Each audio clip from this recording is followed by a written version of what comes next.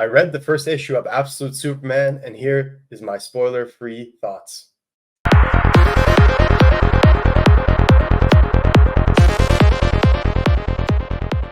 Absolute Superman is the third book to launch from DC's new Absolute line, which kicked off in the DC All-In Special #1, where you can witness the birth of this new universe, as well as the first appearances of Absolute Batman, Absolute Superman, and Absolute Wonder Woman.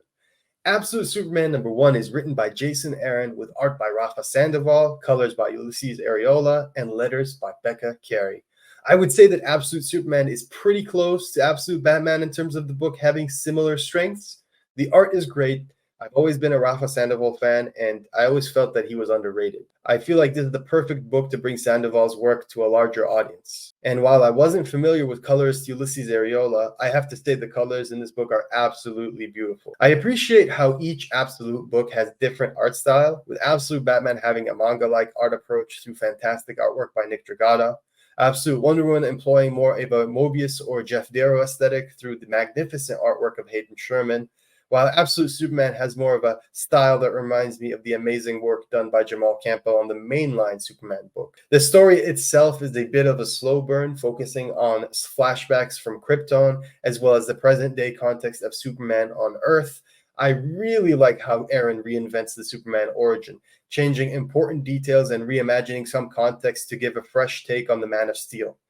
The Superman symbol has a very different meaning in this book, one that I think will really fascinate readers and also embraces the roots of Superman's origins. Without getting into spoilers, all I will say is that the symbol doesn't exclusively represent the House of El, but something greater.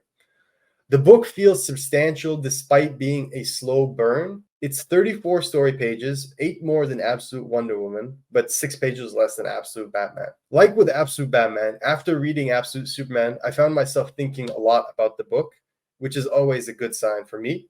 I felt that this was closer to Absolute Batman in terms of its pacing, introducing several important characters, but also leaving readers eagerly anticipating more in future issues. One thing I noticed in Absolute Superman is that there's a lot of very important Superman characters that don't make appearances in the first issue. So I'm very curious how they're going to play into this take on Superman and when they're going to appear. And when I say big characters, I mean really big characters. What I was most concerned about with this book was just having another dark or edgy take on Superman, but I am happy to say that that's not the case here. While there are some dark tones because of the nature of this absolute universe being born from dark side energy and therefore representing the chaos and adversity of this universe, heroes being born from those origins, I actually found that they did a very good job of showing how this Superman embodies hope in a world that really needs it. Tonally, I would say parts of this book remind me somewhat of Grant Morrison's take on Action Comics during the New 52, but only in some minor ways. According to Bleeding Cool, projections are showing orders in the range of 180,000 copies for this book. However, that article was published a few days ago, so it is possible that there are more orders have been placed since then, leading to a higher print count. I do believe a sellout is likely on release week, as we've also seen with Absolute Wonder Woman, that copies are starting to dwindle at the distributor level, making it so that sellout is also likely. Overall, I think this is another win for DC's new Absolute universe and will continue to build the hype as more Absolute titles are announced from DC Comics. The final order cutoff for Absolute Superman #1 is Monday, October 14, 2024. Make sure you get your pre-orders in, as like I said earlier, I think a sellout for this book is likely. It's an excellent book for $4.99. You get 34 story pages, so it's a bit longer than Wonder Woman, but just a little bit shorter than Batman. Thanks for checking out this video. Please like and subscribe, and we'll bring you more for DC Comics and Marvel Comics. We'll see you next time.